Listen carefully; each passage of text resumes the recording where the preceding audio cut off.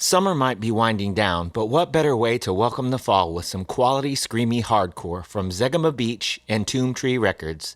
Head over to zegamabeach.bandcamp.com and check out Bloom Dream's debut full-length, It Didn't Have to Be This Way, as well as the new one from Hallam Foe called Funk Apocalypse. Then, stop by tombtreetapes.bandcamp.com and hear the new one from Split Silk, as well as the Othio Pale Fade split. There's physical copies of all those releases available as well, but they're going fast. Stop by zegamabeachrecords.bandcamp.com and tombtreetapes.bandcamp.com to check them out. Hello, and welcome to Everything Remade, a podcast that I hope is about growth as much as it is about music. I'm Edie Quinn, and we have a great show lined up for you today. Before we get started, though, I'd like to remind you about our Patreon page at patreon.com/humanmachine. Sign up there to get music sneak peeks, read zines, comics, and so much more. That's patreon.com/humanmachine. And now, I'd like to play something for you.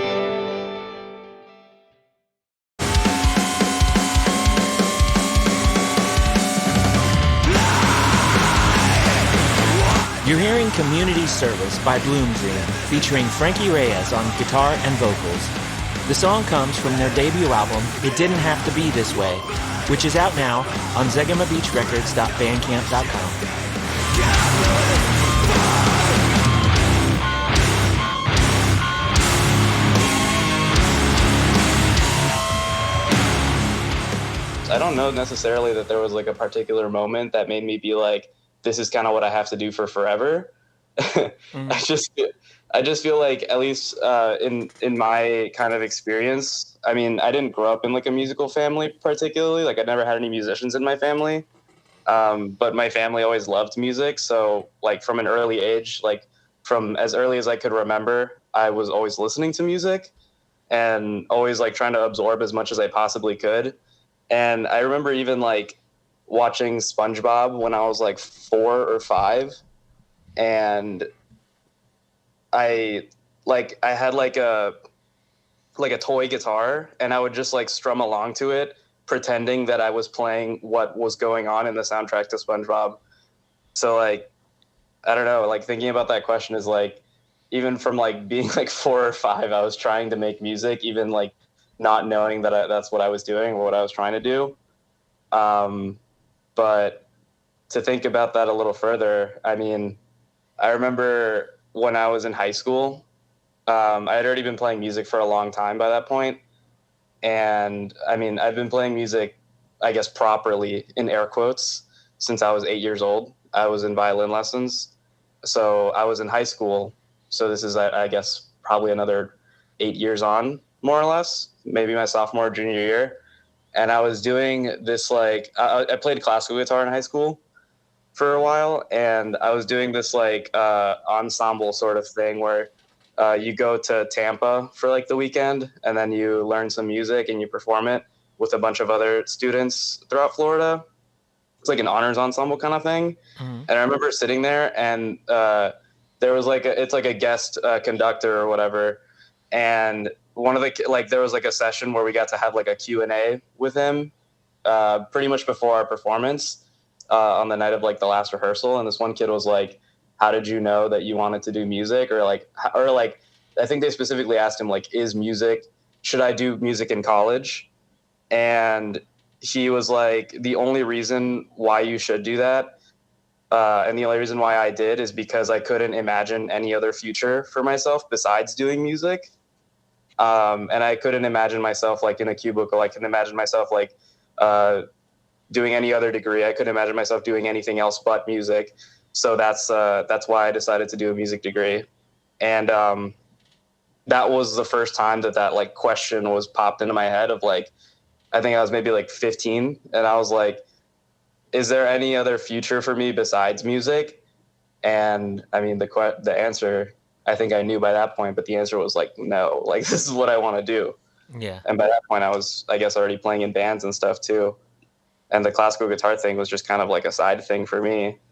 But that was the first time that I think anybody specifically said those exact words. And that made me think about that exact question, which in that point I was already in it so deep that I was like, I guess not. Yeah. Yeah. When you were in high school and you were doing like the classical guitar in school, like for XP or whatever. Yeah, Like, yeah, what were you basically. jamming to? Like, what was your playlist like? It's pretty funny because like I barely practiced classical stuff at all. I didn't really care about it all that much. I was playing in death metal bands at the time Okay. with actually one of the members of Bloom Dream. We had a couple of bands together when we were kids, and what we cared about ultimately was just trying to play those songs that we were hearing. So my playlist growing up, like especially in high school, was like Cannibal Corpse. It was early Between the Buried and Me and like the adjacent bands. So like all the bands from like that Carolina scene, I guess you could say like Undying or like Prayer for Cleansing, like those bands of like that metalcore wave. Mm-hmm. A lot of like Nile was another one of them. That was my thing. I didn't particularly grow up as like a screamo kid. I grew up as like a Florida death metal kid. Mm-hmm. Where were you? Because I saw on Bandcamp or wherever it was, I saw that it said that y'all were a Florida band, and then when we started to link up, you're like, oh, I'm actually living in Chicago now. But where were you from in Florida? We're from Miami. We're Oh, actually okay. from like a small suburb outside of Miami called Doral, which is like honestly the worst place ever.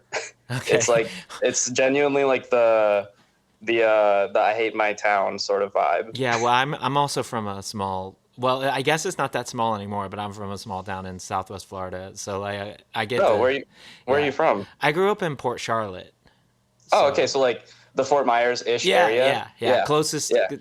for. I mean, now sometimes you can tell people Port Charlotte and they know where you know what you're talking about. Like you're like, oh yeah, I know the area, but like before I would have to say like I'd say Port Charlotte and people are just they have no idea and I'd have to say Fort Myers, and Yeah, then they're like, yeah, "Oh, okay." yeah. But yeah, it was one of those things too. It was like, we had like a less than 200 or somewhere around 200 like graduating class kind of deal, Oh yeah, and yeah. I think mine was like 600 or something like that. yeah. It's like slightly larger, but not by much. Yeah, but also you're like, if you're that close to Miami, then it's gonna be larger Right, just right, by proxy or whatever. But right. like the close, we growing up, we went. That's where we saw shows was in Tampa and St. Pete and stuff because that's the Mm, closest. That was the closest, and that was like what, like 2 hours away or something. right. Yeah, yeah. Yeah, Exactly. yeah. Y- yeah.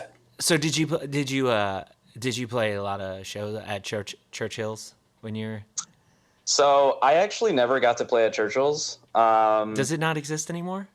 It doesn't exist anymore. Oh It's no. it's yeah, it actually closed pretty much permanently. It was kind of trying to come back, but it closed as a result of like the pandemic. Okay. So right in 2020, like they closed, and then there was a while where they were throwing punk shows like in the. You've been to Churchill's, right? Yeah, it's kind of a funny but gross story. Mostly funny, but I gross feel in like a way. that's a very like Churchill's that's a thing to regular say. occurrence at Churchill's. Yeah. Yeah, yeah. Right. They were throwing shows. Do you remember how there's like a gravel parking lot directly across with like one of those old like London style double decker buses? No, I only been there once, but Okay. and it was a long time ago. But yeah, I don't recall There that. I just basically they were just throwing shows like generator shows at like a gravel parking lot, and that was going on for a little while, but it didn't really last, yeah. honestly. There was But someone that I yeah. like. The reason why I sound surprised about that is because there was someone that I just like randomly like they started following me on Instagram, so I started following them back, and they're from the area, and they were always posting photos. But that was also like just before the pandemic, and so I was like, holy shit, that place is still going like that. That's Yeah. wild. Yeah, I mean, like even like because I started going to shows at Churchill's. You could like do the thing where, like if you're 17, you'd give the door person like $20 and be like, I forgot my ID, Mm. you know, and you get in. And, like I started doing that probably like around like my senior year, and I do remember actually like going to one of my first like local show experiences of that regard, because I was going to some shows like beforehand in my like early teens, like but it was only like larger touring bands really. Mm-hmm. So like yeah, like again, like Cannibal Corpse is coming, and I'm like me, my 15-year-old sophomore self is like, dude, I gotta go see Cannibal Corpse, you know. Yeah. But like my first local show experience, or one of them, was I think it was like 2018 or 2019, and it was like a local band festival that. So I had this friend, I don't know if like an acquaintance that I knew because he worked at Samash, which was kind of like our sort of regional guitar Guitar center. Center. Yeah. Yeah. Yeah. Um, and he worked at Samash, and he was always like the cool guy that would let me like riff really loud at Samash. And he played in this like, or he still plays in this atmospheric black metal band called Tabieng. And they were playing, and I was like, oh, I'm gonna go to Churchill's to go see them. And it was like a local fest with basically a bunch of other like punk bands, screamo bands, like metal bands. And that was my first time at Churchill's, and I did the thing of like, oh hey, I lost my ID, and I get in when I'm not supposed to be there, but it was great. I mean, like that was another moment of like, oh, I didn't realize that people were doing this like locally, and this is like super sick. Yeah. Yeah, for sure. That's wild, and that totally tracks for my like experience at Churchill's as well. Just like, I mean, I wasn't underage or and floating, but just like the general vibe, yeah, for sure. Mm. But my whole thing was was so we were there and we were playing this show, and it was a really long time ago. We were playing with this band called Against All Authority, Mm-hmm. and they got big later or whatever, but like they're like ska punk, and Right. that was you know such were the times of our people that ska punk was a big thing, right? But Mm-hmm. anyway, so like we're there and our band is gonna play and we're hanging out, and I'm like uh, I'm like 19, but I'm drinking. Like Mm-hmm. nobody asked me shit. I was just like, Mm-hmm. I was with older people and I was in the band, I guess. So they're like, whatever. And I'm drinking. And they're like, you can have something like the touring band, like you can have something from the menu or something like that for free. Mm-hmm. And I was looking at the menu and I was like, and we were all like vegan. And I was looking at the menu and I was like, you know, shepherd's pie, and I'm like, what is this? Like, Okay. and Okay. they're like, oh, it's shepherd pie. It's like potatoes and stuff. And I was like, is it vegan? And they're like, yeah, whatever. They're just Oh like, my yeah, whatever. god. And I ate this Oh. shepherd pie, and I just like, I got so sick. But Oh like, my god. but they're just like, yeah, whatever. And then like, I'm not even like paying attention, but I'm like horking down like ground beef or whatever is in this, Yeah. and Mm-hmm. and then I'm just like, this don't seem right, and, Yeah, that's so. Oh yeah, god. and I'm That's just so like pain. this. I'm just this young, dumb kid that like, like, I'm not saying that if you're 19, you're dumb. I'm saying I No, was 19 I and know what I you was mean though. definitely dumb. Yeah. Um, and I'm just like eating this shepherd's pie, and then I'm just like, oh, I don't feel so good. And it wasn't until like one of the other members of the band were like, well, what the fuck are you eating? And I was like, shepherd's pie, and he was like, that ain't vegan. I Oh was my god. like, You yeah. broke edge. Yeah, Fuck. I was just like in the bathroom, just like, ugh, and then we played, and it was, In the famous Churchill's bathroom? I guess so. I didn't know it was famous. Is it famous for that? For I people? guess Yeah, it's pretty infamous yeah, for being really gross. yeah. It was gross. Right. It was grosser after I got done with it as well. But I Right. mean, not that I fucked it up. It was already fucked up. But It was already yeah, fucked up. yeah. It's Yeah, like, it's okay. yeah, I might have actually improved it, but yeah, I don't know. Still, it's one of those things like I can't even I can't even remember like necessarily being mad about it. It was just a ridiculous like, and I it was, like I'm 19. I'm not on the internet. This is a long time ago. I don't know what shepherd's pie is. I'm Yeah, just no, like, that's so fair. Like, I don't think anybody can blame you for that. yeah. And then I'm just like, there's so many times in your life too, right? Where you can be having a great time and then you're having a bad time and then you're having a great time again, like 15, 20 minutes later. And so it's just like, Exactly. you're just like, if I'm rolling with it, who cares, But, Exactly. yeah, Did you play? I wondered, did you play inside or outside in we played Churchill? inside. Cool, cool. Yeah. I Yeah. like, I didn't know there was outside. I don't, that's actually the only time I ever been to Miami too. And Oh, yeah. the we went to the beach and there was like a nude section and we crossed Oh, true. into it and I didn't know. Mhm. And I'm like very, like, I'm not a prude or anything, but I'm also like very, I'm sort of like bashful and shy about No, yeah, certain things. yeah. And the singer of the band, like he that I was in, like he wasn't like being a creep, like, about it, but he was just trying to mess with me. And he was like, he would just be like, oh, he would be like, smack me on the arm and be like, check out that bird, and like he Oh, was lying and it okay, was yeah. like a naked person. And I looked over and I was like, oh my God, like he was just trying to embarrass me and like, make me Right. and Like trying to like, heckle you, yeah. yeah, yeah. And I was just, and they're just like, and I'm like, fuck you, and I'm just like, oh my gosh, I'm like beat red, just like, Right. oh my gosh. But, yeah, that's Well, the I'm only sorry time that I've your been to Miami Miami. experience seemed a bit like, I don't know, tumultuous maybe. Yeah, it was wild. And I was like, I wouldn't go to New York for like years later, but I was like, this is what I imagine, like, if there was just like a beach in the middle of New York, like that's what that felt like. Cause it was like Mhm.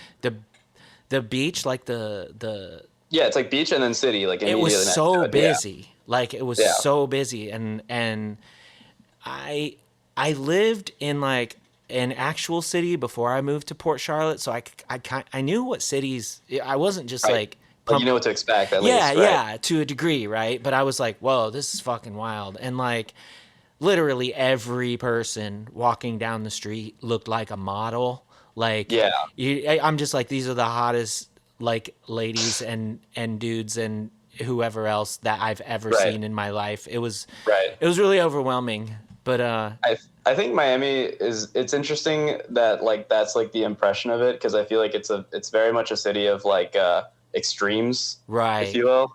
So So you I get could have like an been like area. 30 minutes into a different area and it's just like something completely different, right? Yeah, Yeah. pretty much. Yeah.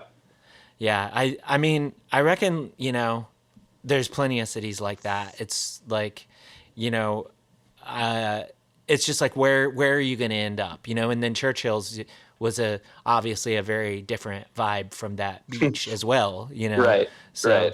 yeah, very very. I always want to go back there, but like I said, my family lives in Port Charlotte, which is very Mhm. far from Miami, Yeah. and very It's at far least like from you're driving like across the state, which yeah people don't really realize like how long or how wide and just how large Florida is. yeah But yeah. that's at least like a couple hours or like an hour and a half, 2 hours. Right. And I would always be coming from like Indiana or something. So I already Right. drove like 18 hours to get to Port Charlotte. Yeah. Like I'm not driving another 6 just to go Yeah, of hang out course. for a day or whatever, like, but yeah, I would love, like, it'd be cool if it was ever a case where it was like, oh, my band's going to go on tour and we're going to play in Miami. I'd love that, but I'm not sure. Well, I will say that if you ever are interested in doing that, now's definitely the time to go. And I say that for not necessarily Miami specifically, but South Florida in general, because I mean the scene is, I think, in a better place than it has been in a long time now. That's And I awesome. think it's very much worth it. And like we, as South Florida advocates, people who live there, and even myself who doesn't live there anymore, but still consider it like my home, in a sense. I always tell people that if you want to go to South Florida, which I know is difficult for most people going on tour, then please absolutely do. Like if there's ever any interest or if there's ever an opportunity to do so, like please try to go down there because I mean, the scene there is great, and we will welcome you and go crazy for you and make it as good of a thing as we can for you. Cousins that were sitting next to him when they dreamed that Ali had no hair. I think it's so important in the story of Vic. The guards hired by Blackwater security were found guilty of a range of offenses, but all four were granted full pardon bond to president, sparking outrage. People who kill innocent civilians in a theater of war, they get a pardon. They're heroes on Fox, I guess they get a pardon. How do you live when you know? Left out of bloodlines, hands of the oppressor, blinded by self-importance.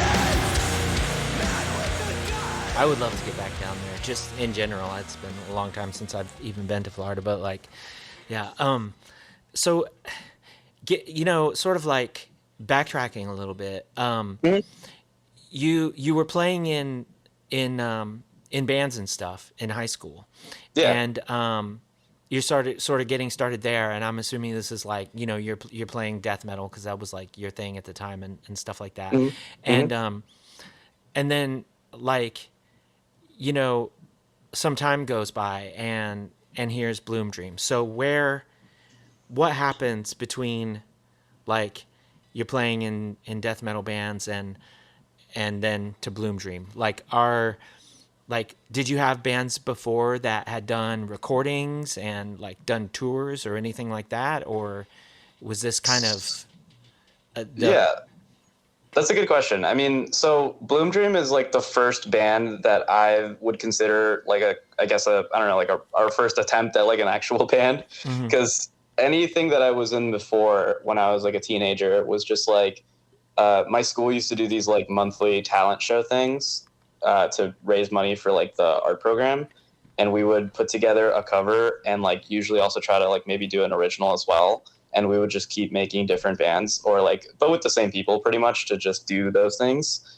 And then we had a few attempts to like try to make our own original like recorded music and make our own thing. But Bloom Dream happened in 2020, and we were like already in college with, so basically it was myself and Oscar, the other guitar player of Bloom Dream, and Lewis, the synth, but people are more familiar with him as our guitar player. okay. So that's originally like who we started off as in 2020. And we started off trying to make a band that was like, okay, we've been playing a bunch of metal stuff throughout like all of these years, and we wanted to make something completely different. So we started making like shoegaze basically as that arrangement of people. And it was, myself, Oscar, and Lewis, and we all lived on the same street, and we would basically just send each other a bunch of demos back and forth of different things that we had written that were just like the complete opposite vibe of what we had ever done before. And I should mention that while Oscar and I had played in a bunch of bands before, this was actually Lewis's first like band ever, and it was also his first time like playing music. Like for him, the pandemic was just like I think also a way for him to get into music, and like it gave him like the avenue to start trying that on his own. So like we were just excited about all of us being in a band together because we were all friends, like best friends in high school. And we had two other members who joined us on bass and on drums, our friends James and Vinny. And by the time that show started coming back around, we had like a little bit of recorded music and basically started playing shows. But even when we were trying to make like dreamier shoegazy stuff, we would always implement some level of like our influence of like screaming and heavy music and stuff. And we found as we started playing shows, like actual shows, we were like the only parts where we're actually having fun are the parts where we're screaming, and we're like basically just playing like what we were doing before. Not to say that we didn't enjoy playing that music, but it was just definitely a different phase of the band. And then over time, our original bass player and drummer, James and Vinny, they both left at different times. And we now have Dylan, who's our drummer, and Ant, our bass player. And I think by that point as a band, we were all on the same page about like, this is what we want to do. This is the kind of music we want to make. And like, this is who we are. But it took us like 2 years to get to that point. as already being a band. So we do have like old music under that, but like this album that just came out, like this is I would say probably like our first proper like statement of like, this is who we are and this is what we do. Okay. Yeah. But it took us playing shows and occasionally like touring and putting out music to come to that conclusion. So when you're first starting, like what, excuse me, what was your like big influence for like this shoegaze version? And then like, you described like the, the way that y'all felt like while you're playing the different intersecting like styles or whatever being like the major catalyst for the like shift in the band. But like, were there also like bands that you were taking influence that you previously hadn't before? Like I hear like a lot of, like maybe Cult of Luna or like Neurosis like in there. And it was like, where were you coming from like the shoegaze angle? And then like, what were you sort of focusing on when you decided, hey, we're just going to lean into this other thing? Yeah. So I think like the bands we were thinking of a lot, I guess, would be bands maybe like Spiritualized or like LSD and the Search for God. I guess, well, also like My Bloody Valentine was a bit of an influence for us really early on. I think those are three of the main bands that I can remember from that time taking influence from. Mm-hmm. But then as we started playing shows, we got very influenced by like the bands that we were playing with. So like Miami historically has had a large like punk and hardcore scene and screamo scene as well. Mm-hmm. And when shows started coming back, we started getting the chance to play with bands like that. And I'm not sure exactly when it was, but I think maybe at some point in like even as far back as 2021, like pretty early, relatively speaking, in the band's history, we were introduced to bands like Jillian Carter or like Frail Body and Ostraka. Mm-hmm. And those three bands were like kind of like, I guess, paradigm shifting to us, because I think it really spoke to me about like this previous influence that I had of like heavy music, but I don't think any of us wanted to make heavy music for the sake of it, and none of us wanted to be like tough guys about it. Mm-hmm. So we just wanted to like make stuff that was, I guess, I don't know, more like maybe introspective, because that's what a lot of the old music was about, was very introspective, and being like expressing ourselves in this way that we know how to, from like our previous experience being in bands. And that's also the background of like the newer quote unquote members of Bloom Dream. Like their background is also in like a lot of metal and heavier music. And I think along the way we were both influenced by the bands that we were playing with, whether that be locally or also regionally, or like when we started touring and playing with other bands from like around the country. Mm-hmm. And then also the bands that we started listening to that kind of, I guess, made the perfect intersection of those things that we were looking for, Yeah. You said that Miami has had, or like your general area has had a lot of like really good like screamo and hardcore bands and stuff that you were, playing with and stuff and sort of taking cues from at that time. What are some of the bands that people should hear about that you don't think have necessarily like, gotten shared around, as it were? Like their praise? Yeah. I mean, I think that like when I think about that, I think about like the bands, because this was also around the time when we're getting introduced to bands like Combat Wounded Veteran or like Capsule or sure. Jillian Carter, like the screamo goats of Florida, to me at least, like the bands that we look up to then. And I think that like the bands that we were playing with were, some of them drew influences from that, but then a lot of them also just became new bands that were even more like refined as far as what they were trying to do. Like, for example, there's a band from South Florida that are like really close friends of ours called Dime. We actually share a member with them, and our bass player is also their bass player. And Dime used to be a band that went by an old name. I don't know if they would want me to share the name of it, because I think they just kind of want everybody to forget about that, which is like respect. I feel that. Yeah. But that band was also like influenced by a lot of like like kind of punk and like sort of like grungy elements of that kind of thing. And now Dime, they're like the band that they are now is just like a so much more refined version of that like you can tell they like really honed in on what they want it to be. And this is like who they are now. But it comes from like that history of like, this is who they were before and this is who they were drawing influence from before. You know what I mean? Yeah. Yeah. Yeah. Does that like answer your question? I don't know if that was like, I didn't like drop a list of bands, but no, a lot it's of just them are different now. Yeah. No, I historically I just don't know like Miami screamo, and so I'm like, who do we have? Of course, like everybody knows like you said like combat wounded veteran, reversal of man, right? Like and and Jillian Carter, of course. Friends of the pod, Jillian Carter. But Real. That's awesome. But I just like, yeah, it's obviously every like big city or whatever has their sort of hidden gem or whatever, so I just didn't know if there was one that popped out. Sorry, can I like expand on that a little further? Yeah, sure.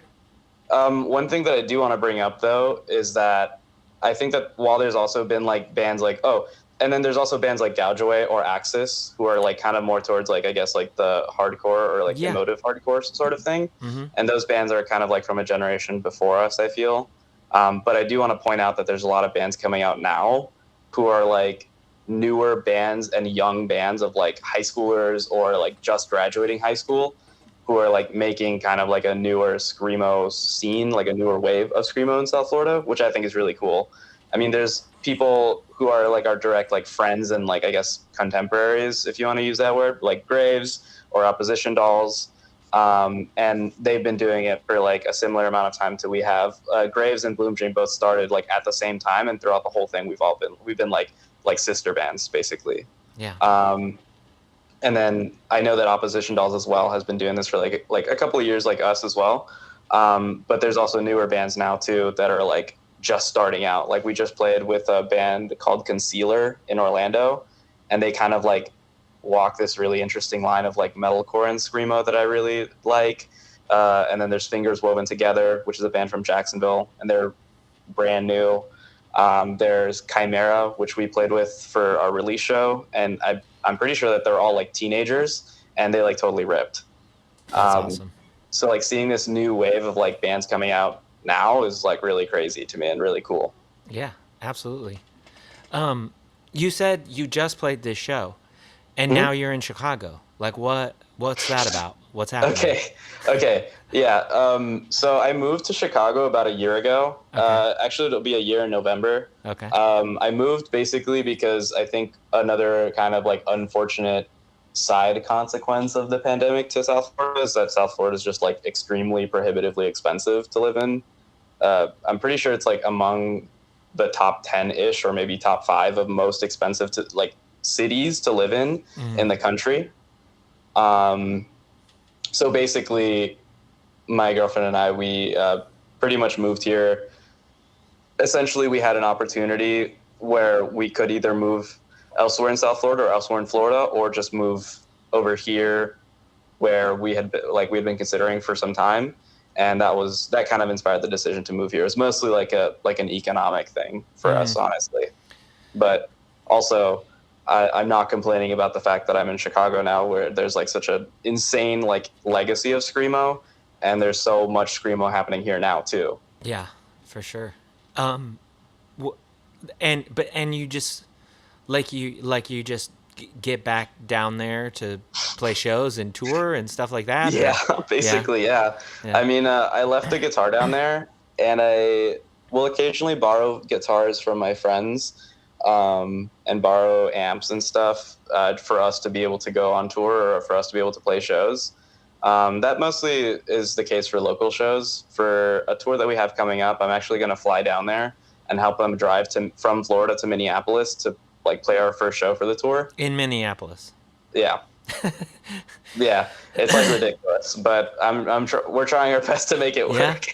No, I mean, it's like it sounds like you're at, you're in a point where that's the thing to do. There's going to be points later on in your life where you're like, I'm glad I did that kind of thing because I'm not doing it now. Right? Yeah, I can absolutely see that. Yeah. You're like, I don't know. It's fun to just be like, yeah, this is ridiculous. Like, this is not the best, like, necessarily routing or idea. You know what I mean? But like, No, yeah. This is the way it's going to go down. This is going to be like this is a story to tell. This is an adventure to have, and that's like, I mean, that's as important as playing some songs, but like, yeah, I mean, like, I'm just trying to see if we can make it work. It's been a year, and we've made it work as best as we can. Mm-hmm. I mean, I usually take those flights that are like you can't even have a carry-on with you, so it's like the cheapest possible flight that I can take. And in my bag, I will put like my toothbrush and like a change of clothes and like 2 pedals in there, like a tuner pedal and like maybe like an overdrive or something, and some cables, and like that's it. And like I'm going down, Yeah.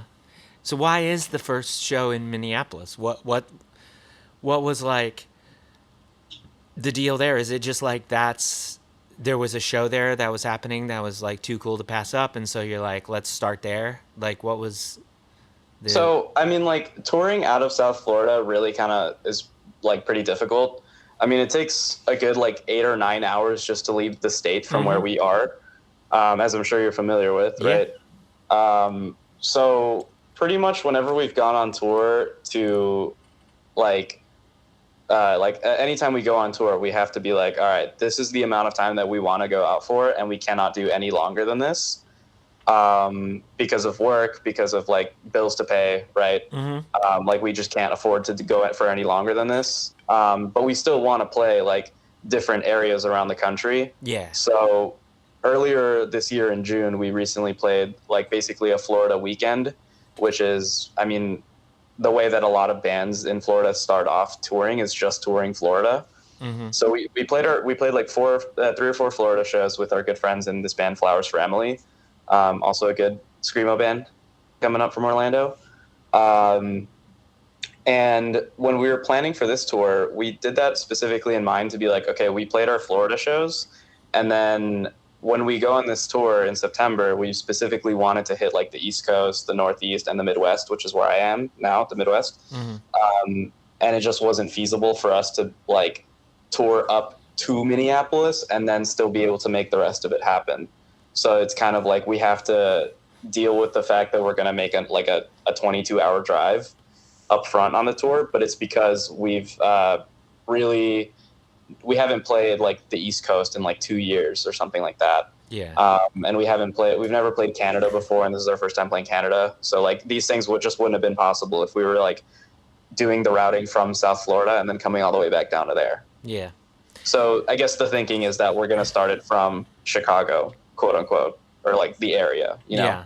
It's just like there's places we want to be, and we have to get that out of the way to get there. That's how we used to do a lot of our, like if we had to do a tour to California from Indiana, and it's like, why is your first show in Denton, Texas, like 15 hours from here? I get it like, completely.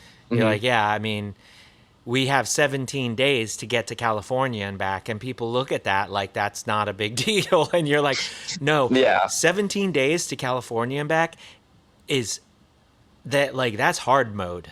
That's not like that's not a big deal. That's not easy. And sorry, did you have more on that? No, it's just it's not easy. Yeah. We have plans to like try and play the West Coast next, like in March, and we're touring with this band from South Florida, or at least like the plans are to tour with this band, right? And they were like, we're only down to do 14 days exactly, and I was like, okay, if you're down to do 14 days, can we try to maybe go like do like a Texas California thing, because I want people out there to know about them. There's this band called Ninth Gate, really great like mathcore stuff. Okay. And but like that's the thing. We're doing like California in 14 days. That's crazy. Like from Yeah, I Florida know. to California is in 14 days. But And you got to make it there- back. yeah, Okay. there is a route for it. Yeah. There's That sounds. I will say only 3 drives that are over 12 hours. Only. Only, yeah. And no, that actually isn't that bad because honestly, we would hit Denton first, and that'd be like 15 hours from where I am, and then between Albuquerque and wherever you would hit in California, that's a fucking big one. Yeah. And so you're like, shit. And then we would always come back.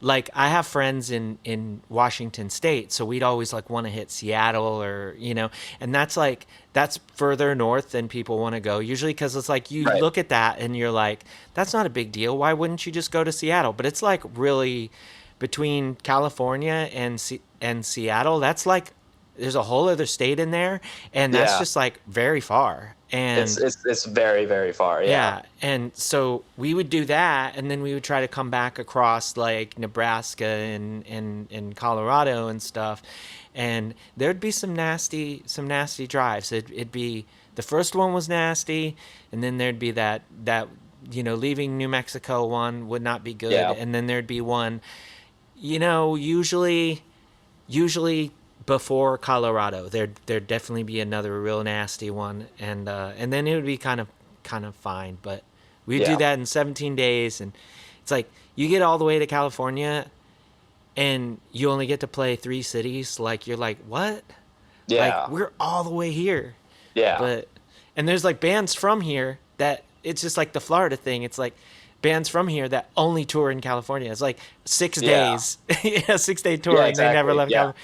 Which was the same band that played Churchill that I was talking about before. Oh, I that see. band, we did Florida tours all the time.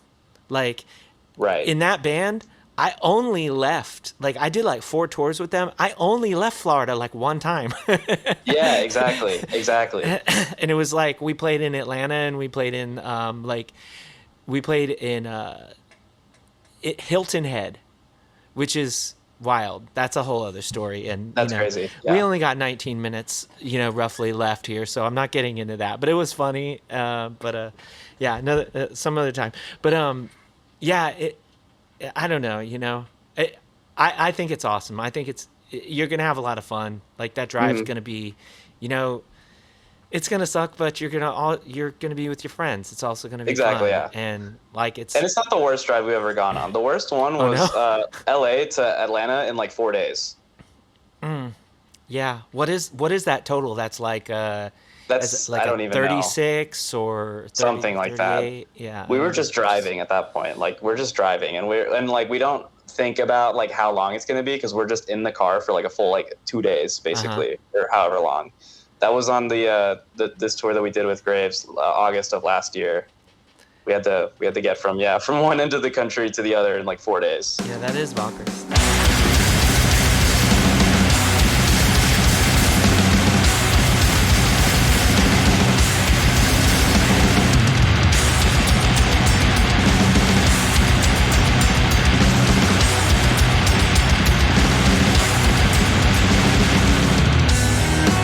It didn't have to be this way. It didn't have to be this way. Things could have been different.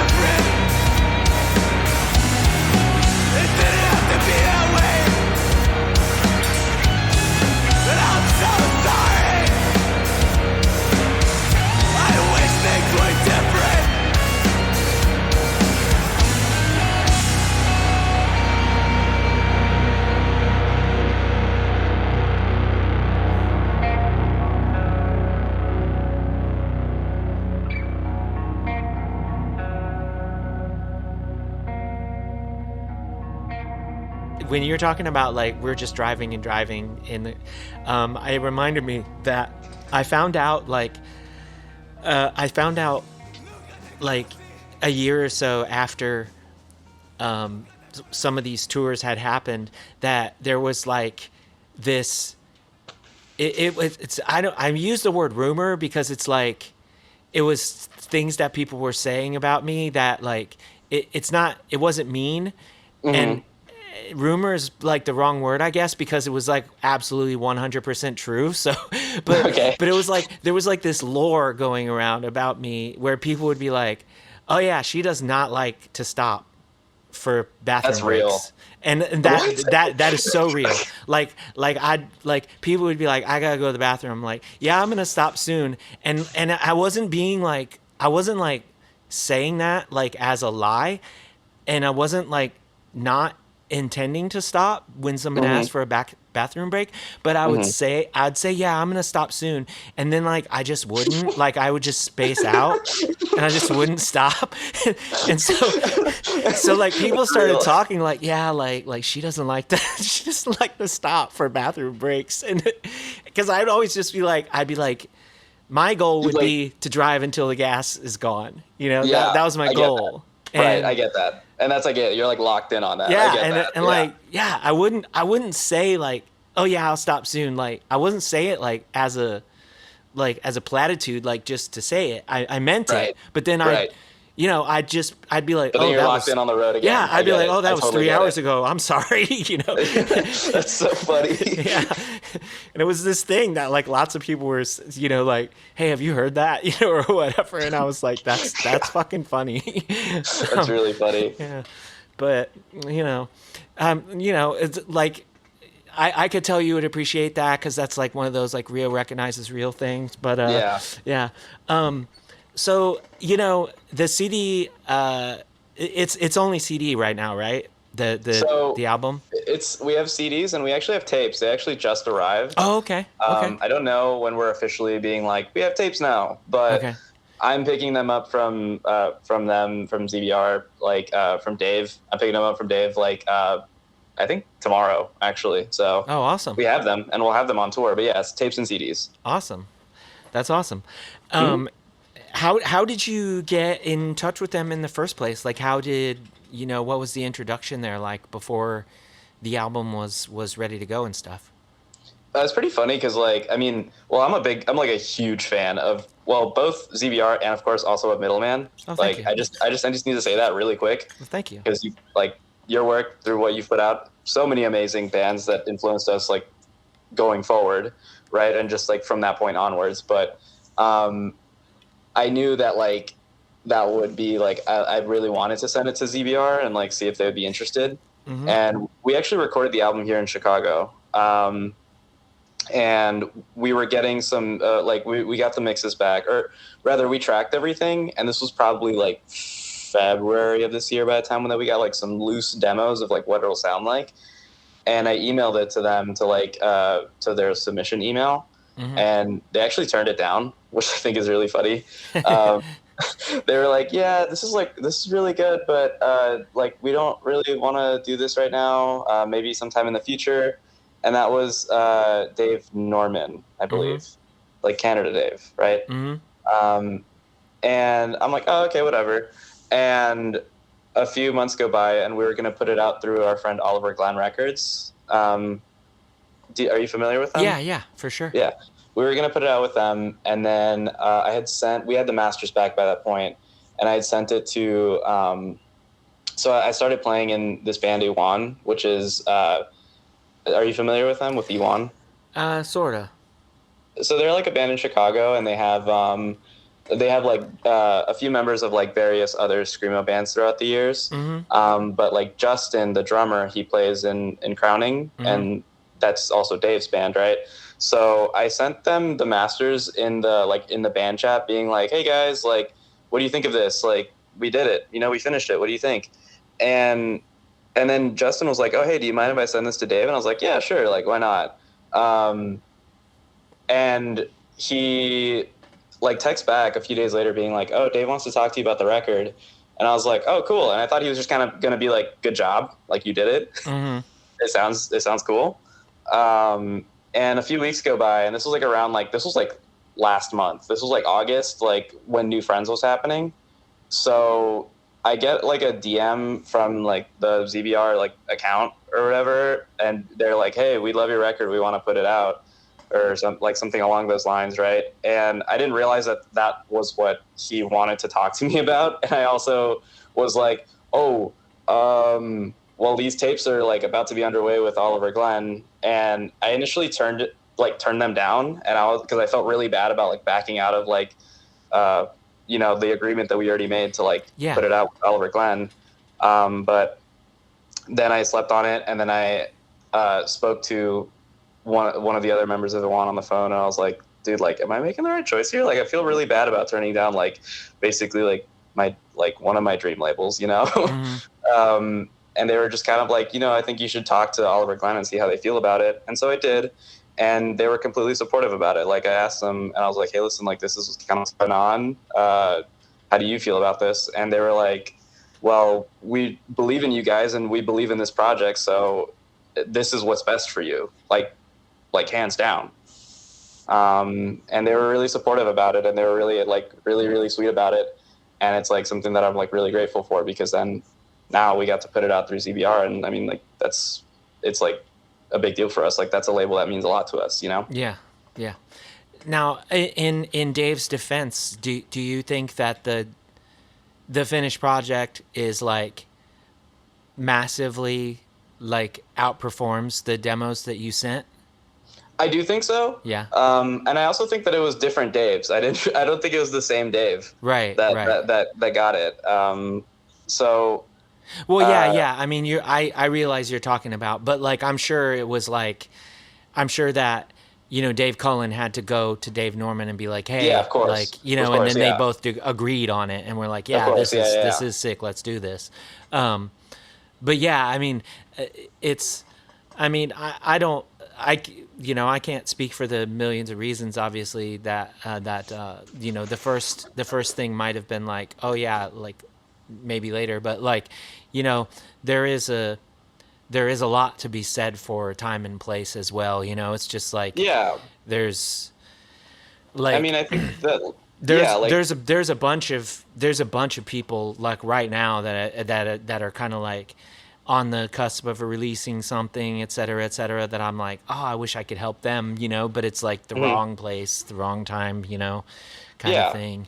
Totally. And I mean, I don't think that like, and like, I think like it was like, it could have been any like number of reasons. And I do think that like there is like a good amount of difference between like the demos that we had that were pretty much unmixed, unmastered, and then like the final product of what we got back. Like those do feel very different. And I think like the emotion and like the intention of it carries a lot stronger in the final product, because it's like the finalized vision of what we were going for. And it's like, when I sent them the demos originally, like it wasn't the finalized vision. Mm-hmm. You know what I mean? Like it wasn't like the final thing. So I definitely think that like that had at least something to do with it. Mm-hmm. Being like that, it's like, this is the final vision and this is what we were trying to present.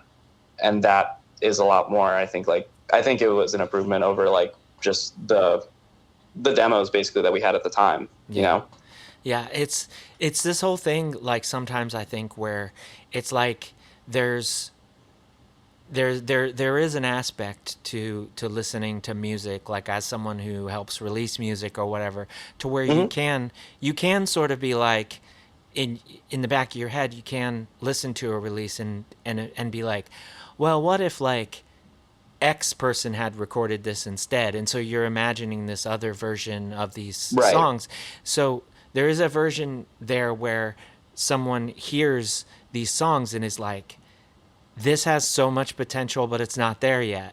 But also there's this other thing that I sort of struggle with as an artist, like and it's just like, it's sort of like a theory, right?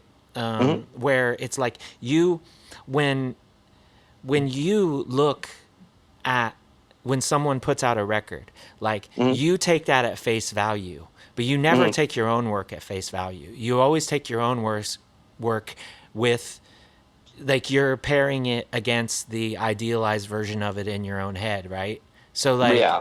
there's the other thing where it's like, you know, like sometimes you would listen to a friend's album or a band that you had seen live and you're like, oh, they blew me away live, and this isn't quite it, and you would put that, like, sort of project that, like, your idealized version of it or whatever.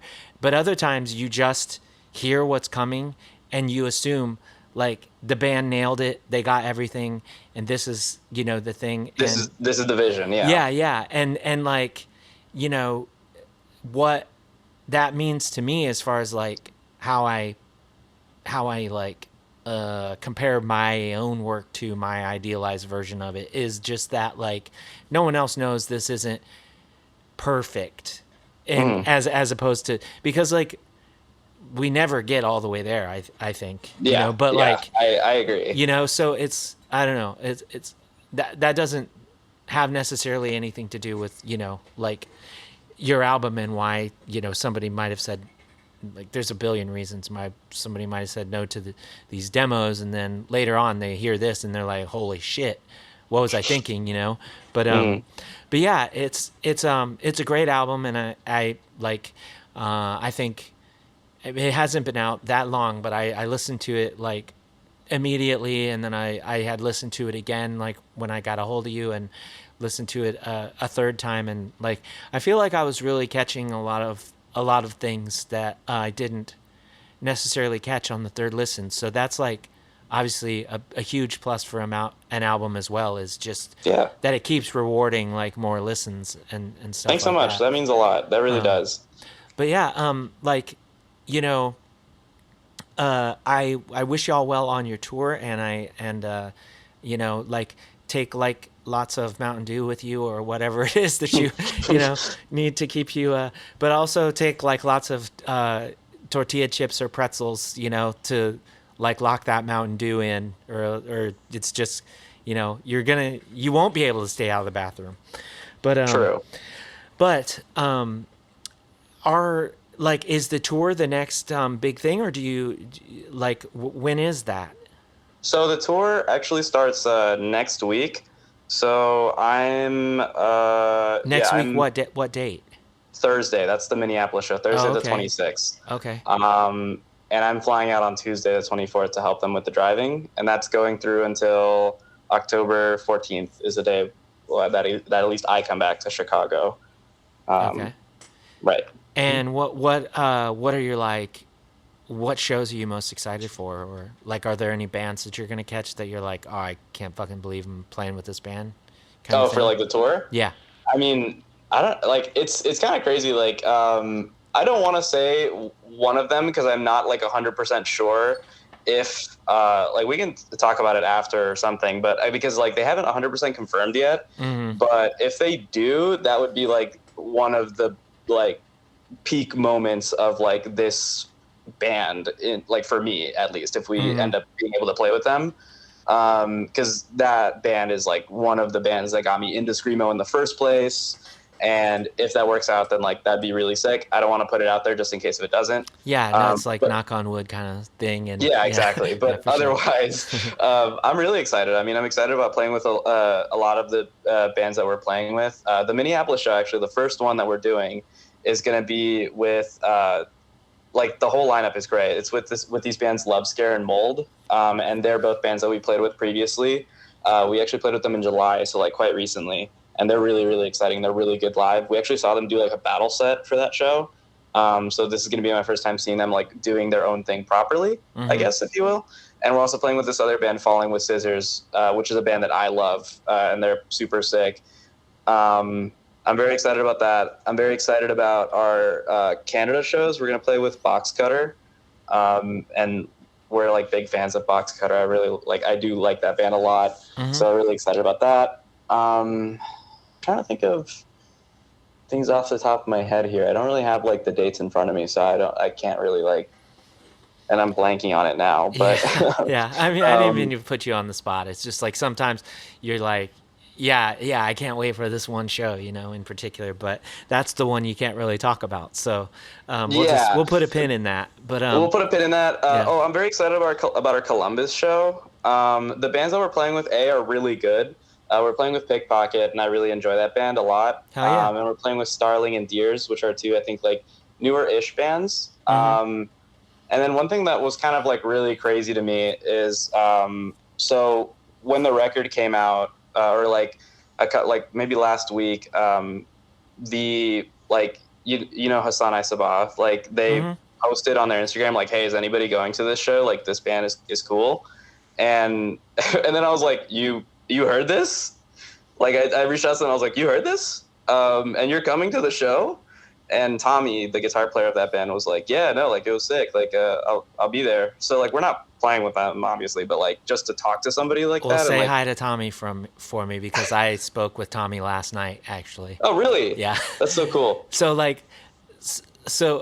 yeah, I don't know. I'll get into that in a minute. That's all technicalities. It's nothing.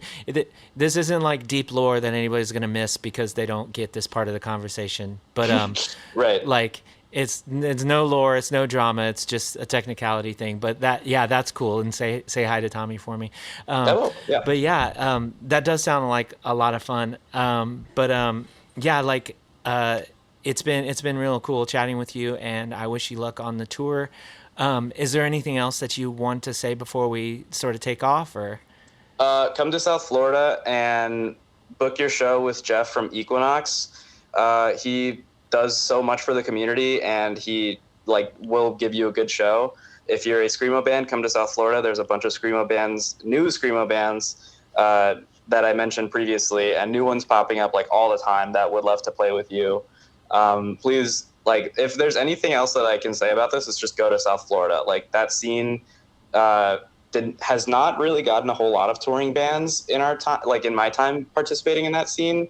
Bands do come down, but when, like, I think that has fostered, like, a really great and supportive community that just goes crazy and loves anytime anybody comes down and is willing to give us their time and their energy, you know? So go to South Florida.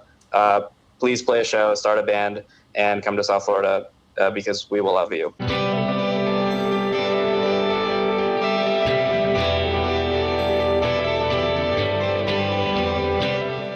And that was my conversation with Franky Reyes. Thank you so much, Franky, for taking the time to chat with me. Thanks so much to all of y'all for listening wherever you are as well. Now go listen to some Screamo at ZegamaBeachRecords.bandcamp.com, TombTreeTapes.bandcamp.com, or even at MiddlemanRecords.bandcamp.com. And until next time, take care and do good things.